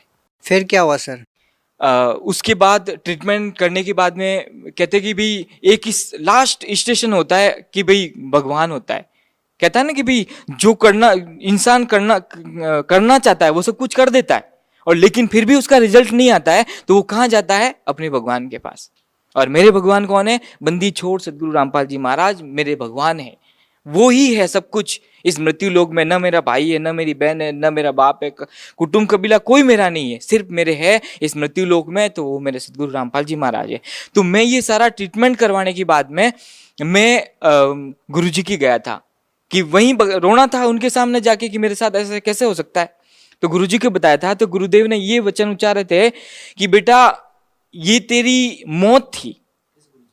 सदगुरु रामपाल जी महाराज ने ये बताया था कि ये तेरी मौत थी, और मौत को ऐसे टाल दिया बंदी छोड़ने सदगुरु रामपाल जी महाराज ने कि एक मौत होती है और एक कील के द्वारा उस मौत को टाल दिया जाता है। ऐसे ही सदगुरु रामपाल जी महाराज ने मेरे साथ चमत्कार किया था। परमात्मा की एक वाणी याद आती है कि सदगुरु चरण आने से आई टले बला, जय मस्तक पे सूली हो वह कांटे में टल जाए। यहाँ पे बिल्कुल परफेक्ट उतरती है। मेरे साथ मेरे जीवन में मेरी मौत थी, और वो यहाँ पे सिर्फ एक छोटे से एक्सीडेंट में, या मेरी आंख जो गई है उसके द्वारा, सिर्फ और सिर्फ वो आंख जो गई है उसके द्वारा मेरा जीवन पूरा बच गया था। तो ये सदगुरु की वाणी जो है वो पूरी परफेक्ट उतरती है, और परमात्मा ने ये कह रखा है कि भाई जो मेरी चरण में होगा उसकी मौत होगी ना तो भी मैं उसको टाल दूंगा और उसको 100 वर्ष की आयु प्रदान करूंगा। अब अगर आप ये सोच रहे हैं कि भाई वो आंख जो गई है वो क्या सदगुरु रामपाल जी महाराज दे सकते हैं, और वहां पे ये बिल्कुल सही है, भगवान सब कुछ दे सकता है। अंधे को आंख देता, कोड़ी को काया देता, बाजन को पुत्र देता, ये कब कितने टाइम से अपन गाते आते थे। लेकिन यहाँ पे मुझे परखना था, और वहां पे जो मेरी आंख गई थी वो सदगुरु रामपाल जी महाराज ने आशीर्वाद दिया था, और आशीर्वाद देने के बाद में वो आंख ने देखना स्टार्ट किया था, और धीरे धीरे वो आंख, आज ये बताना चाहता हूं मैं पूरी दुनिया को कि मेरी बिल्कुल वो आंख बिल्कुल सही है। मैं आपके सामने खड़ा हूं, आप देख सकते हैं मेरी दोनों आंखें बिल्कुल सही है, परफेक्ट है। और ये सारा चमत्कार बंदी चोर सदगुरु रामपाल जी महाराज ने ही किया है। और यहाँ पे एक डेफिनेशन डिफाइन किया है स्पिरिचुअल लेवल में कि भगवान वो होता है जो साधक की मन इच्छा पूरी कर दे। मन की इच्छा इन द सेंस जिसका बाज हो, मतलब जिसका पुत्र नहीं उसको पुत्र दे दे, जिसका बॉडी का जो कोई ऑर्गन डिफेक्ट है तो उसको पूरा कर दे। और वो मेरे सदगुरु रामपाल जी महाराज ने किया है। इसी के अकॉर्डिंग मेरे बंदी छोड़ सदगुरु रामपाल जी महाराज मेरे भगवान है। आज जब ये मन में विचार आया कि गुरुजी बताते थे कि भगत जो होता है, परमात्मा का दास जो होता है, उसको कुछ भी दिक्कत नहीं हो सकती, कुछ भी प्रॉब्लम नहीं हो सकती। तो मेरे मन में ऐसे कितने सारे क्वेश्चंस अराइज हुए थे कि अगर मैं अंधा हो गया तो एक तो मेरा स्टाफ मुझे खाता है, और मैं दुनिया को क्या जवाब दूंगा कि भाई तू अंधा है, और तू सदगुरु रामपाल जी महाराज के चरण में जाता तो वो भी नहीं कर पाए तेरा है। तू शिव जी के चरण में जाता तो वो शायद कर देता। वो तेरे दूसरे 33 करोड़ देवता की जो सेवा है वो छोड़ दी ना, इसलिए तुझे ये दिक्कत हुई है। तो मैं ऐसे रोया करता था, और सदगुरु जी का सुमरण, जो उपदेश नाम उपदेश दिया, उनका सुमरण किया करता था। तो यहाँ पे सदगुरु रामपाल जी महाराज ने मुझे एक वाणी याद आती है कि जो मेरी भक्ति पछोड़ी हुई, हम तो हमरा नाम न लेवे कोई। मतलब अगर भगवान की भक्ति करते करते कोई दुख आ गया ना तो वो भक्ति करना छोड़ देगा डेफिनेटली, उसी के लिए तो भक्ति करते हैं अपन। तो यहाँ पे सदगुरु रामपाल जी महाराज ने ये सिद्ध किया है कि उनकी भक्ति बिल्कुल डेफिनेट है, और वो पूरी भक्ति जो है स्पिरिचुअल हॉली बुक के अकॉर्डिंग है, और वो उस भक्ति के अकॉर्डिंग मेरे परमात्मा ने, सदगुरु रामपाल जी महाराज ने मुझे मेरी जो आई डिफेक्ट था वो पूरा कंप्लीट कर दिया। सर, संत रामपाल जी महाराज से नाम दीक्षा लेने के बाद आपको और क्या लाभ मिले? मुझे संत रामपाल जी महाराज की नाम उपदेश लेने के बाद में एक पहला तो मैंने बता ही दिया, मुझे आँख मेरी ठीक की थी परमात्मा ने, सदगुरु रामपाल जी महाराज ने। और दूसरा लाभ मुझे ये हुआ था कि मेरे घर में बहुत ही मतलब पैसा आता था, दिखता था, लेकिन खींचातानी इतनी खतरनाक थी जिसकी हद नहीं। और उसी के अकॉर्डिंग मेरे जो 7 बीघा जमीन है, और वहाँ पे पहले पानी के लिए हम बहुत बार बता चुके थे, दूसरा चमत्कार बताने जा रहा हूँ आपको। वहां पे पानी के लिए बता चुके थे कि यहाँ पे मेरी जमीन में कोई पानी हो तो हमें एक बोर करवा दे, बोरवेल जो होती है वो करवा दे। तो कितने जनों को बता चुके थे, लेकिन उन्होंने ये बताया था कि यहाँ पे आपकी जमीन में कोई पानी नहीं है। तो यहाँ पे मैं बताना चाहूंगा आपको कि गुरुदेव ने ये बताया था, सत्संग वचन जो सुना थे हमने, उसमें ये बताया था कि परमात्मा सब कुछ कर सकता है। तो हमने यहाँ पे गुरुजी को मेरे भाई साहब ने, सदगुरु रामपाल जी महाराज आश्रम जो है बरवाला, हिसार, हरियाणा, वहाँ पे फ़ोन लगाया था आश्रम के नंबर पे। तो ये प्रार्थना करी थी, गुरुदेव हम हमारी ज़मीन में बोर करवाना चाहते हैं, लेकिन हमारी ज़मीन में कोई पानी नहीं है। तो आप दया करें, आपका आदेश हो तो हम बोर करवाएं। तो रामपाल जी महाराज ने कहा कि परमात्मा सब कुछ करेगा, कबीर बंदी छोड़ सब कुछ कर सकता है। आप एक काम करो, जहां भी आपका बोर लगाना है बोर लगा लो। तो वहां पे हमने वो जो बोर स्टार्ट किया, तो वहां पे मैं एक बात बताना चाहूँ आपको, 50 फीट पे पानी आया था और पानी इतना खतरनाक आया था कि 1.5 बीघा का खेत था, 400 फीट उसको डीप किया था और वो पूरा 1.5 बीघा का खेत भर चुका था उस पानी से। तो यहाँ पे परमात्मा क्या नहीं कर सकता है। वहां पे उस जमीन में पानी नहीं था तो वो परमात्मा ने पानी तक दे दिया। और वो पानी जो है वो 7 बीघा जमीन आज पी रही है। उससे पहले वो बंजर जमीन थी और उसमें जो 12 मास में 3 फसल जो अपन जितना भी उगा सकते हैं वो सब कुछ उग रहा है। और आज परमात्मा की दया से उसी खेती में जो बंजर पड़ी थी और उसमें आज अन्न धन का भंडार है। और उस बोर से आधा गांव पानी पीता है, आधा गांव। जब मर्जी आएगा तो वो चला के लेके जाएगा और उसको कोई वो नहीं है कि बाउंडेशन नहीं है कि नहीं भाई हमारा बोर है आप कैसे चला रहे हो, क्योंकि ये तो मालिक का दिया हुआ है। जबकि हम दूसरों के घर पे जाते थे इस बोर से पहले पानी लेने के लिए, पीने का पानी तक मना कर देते थे कि आप हमारे घर पे पानी नहीं लेने आ सकते, हमारा लाइट जाती है, मेरे पानी खत्म हो गया। आपको ये बताना चाहता हूँ कि वो बोर करने के बाद में ना परमात्मा ने इतना पानी दिया कि वो आस पड़ोस के जो बोर थे वो सूख गए और वो हमारे घर पे नीचा गर्दन करके पानी लेने के लिए आते। ये परमात्मा का चमत्कार नहीं तो और क्या कह सकते हैं इसको अपन। सर, अब जबकि सतलोक आश्रम बरवाला बंद है, संत रामपाल जी महाराज के समर्थकों का उनके प्रति विश्वास और भी बढ़ता जा रहा है, सर क्या कारण है? आस्था जो है साधक की, अगर परमात्मा ने जो बुक की अकॉर्डिंग दिया है नॉलेज, वो हीरा जो होता है ना, हीरा उसको परखा जाता है। और हीरे को अगर हीरे के ऊपर कोई कूड़ा करकट डाल भी देना तो वो हीरे का मूल्य कभी चेंज हो ही नहीं सकता।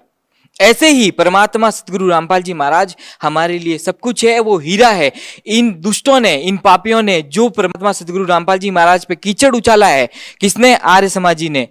और दूसरे जो जितने भी धर्मगुरु है ना, इनकी परमात्मा ने सारा ये बताई थी, जड़ समेत बता दिया था कि सतगुरु रामपाल जी महाराज ये बताते हैं और अपने होली बुक ये बताती है और धर्मगुरु जो है ये साधना बताते हैं, जिनके अकॉर्डिंग अपन को कोई लाभ नहीं होना है। तो यहाँ पे सतगुरु रामपाल जी महाराज ने जब उन्हीं की बुक को खोल के बता रहे, प्रचार कर रहे हैं, तो भी वो देशद्रोही हो गए। हमारे ऊपर ऐसे झूठे मुकदमे दायर कर दिए कि हम देशद्रोही है। कैसे हो सकते हैं देशद्रोही? और हम यहाँ पे सतगुरु रामपाल जी महाराज में दिन प्रतिदिन वही श्रद्धा है जिस प्रकार इस कांड के पहले हमारे में श्रद्धा थी, उससे 100 गुनी श्रद्धा हम कह सकते हैं कि सतगुरु रामपाल जी महाराज में हमारी वही श्रद्धा है जो पहले थी। सर, आप खुद एक डॉक्टर है, एजुकेटेड है। सर, संत रामपाल जी महाराज किस प्रकार का समाज सुधार कर रहे थे? ऐसा सुना जाता है कि संत रामपाल जी महाराज के शिष्य ना नशा करते हैं, ना मांस खाते हैं, ना चोरी करते हैं, ना दहेज लेते हैं, इन सभी चीज़ों से परहेज करते हैं। क्या कहना चाहेंगे? देखो, ये नशा जो है ना, समाज का सबसे नाश का द्वार कह सकते हैं अपन। नशा जो है वो समाज को नाश के द्वार पे धकेल रहा है। सारे संत कहते हैं कि बेटा बीड़ी मत पीना, सिगरेट मत पीना, दारू मत पीना, मांस मत खाना, है सब संत कहते हैं। लेकिन कितने संतों के भगत फॉलो करते हैं उस चीज को? आपके सामने है, पूरी दुनिया देख रही है। आप जहां रहते हो, आपके आस पड़ोस में बहुत सारे संतों के भगत होंगे, वो कितने फॉलो करते हैं इस चीज को, आप खुद जानते हैं इस चीज के बारे में। और यहाँ पे सदगुरु रामपाल जी महाराज की जो भगत है, परमात्मा कहते हैं बेटा दारू नहीं पीना है, शराब नहीं पीना है, बीड़ी सिगरेट हुक्का वगैरह चिलम सिगरेट कुछ भी नहीं पीना है। परमात्मा ने एक बार वचन कह दिया ना, तो उसका जो दास है ना, एक बार कान में पड़ गया तो कोसों दूर बैठा तो उसको फॉलो करेगा। ये डिफरेंट है सदगुरु रामपाल जी महाराज और जो अदर जो धर्मगुरु है उनमें। और यहाँ पे सदगुरु रामपाल जी महाराज के जो वचन उच्चार दिया उसको फॉलो करके समाज इतना सुधर चुका है ना। कितने सालों पुरानी 30 साल हो गए जिनको बीड़ी सिगरेट ये दारू वगैरह पीता है, उससे वो सुधर चुके हैं। और उनका परिवार एक साधारण परिवार, जो पहले शराबी के नाम से जाना जाया करता था, वो आज एक भगत के नाम से जाना जाता है। ये परमात्मा का चमत्कार है। ये परमात्मा की वो वाणी में कहते हैं ना, सदगुरु की जो सदगुरु होता है उसकी वाणी में शक्ति होती है।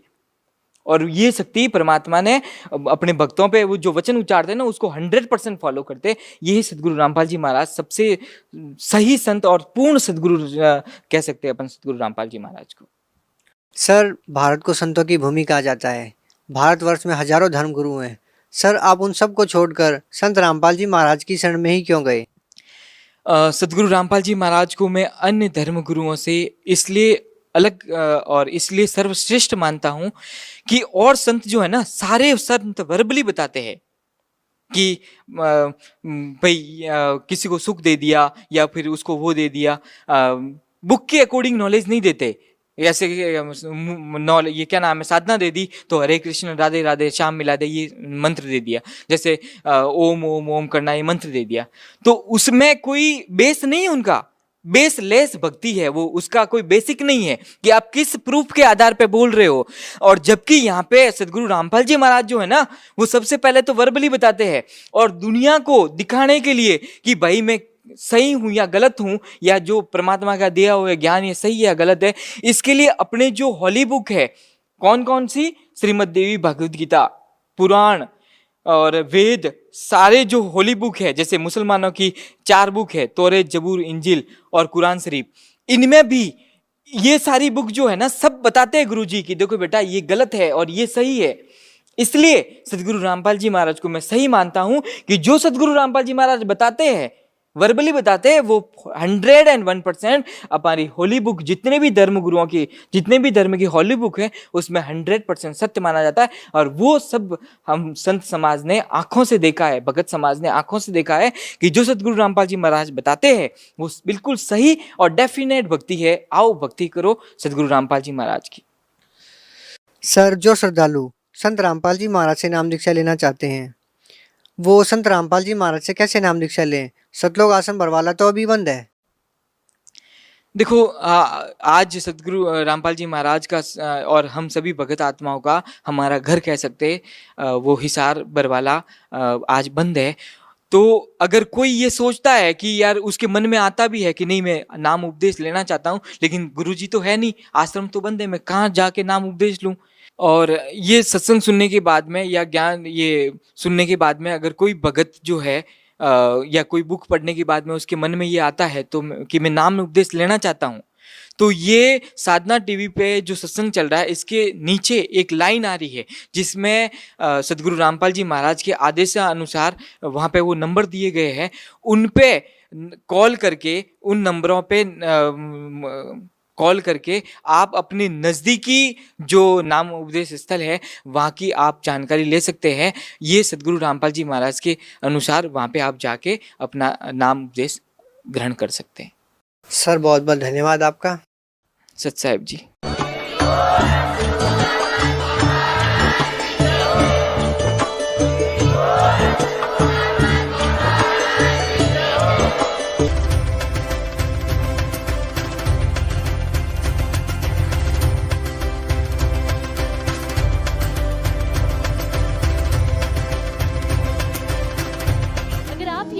YouTube पर देख रहे हैं तो हमारे चैनल को सब्सक्राइब करें और बेल आइकन को दबाना ना भूलें। अगर आप Facebook पर ये वीडियो देख रहे हैं तो हमारे पेज को लाइक करें।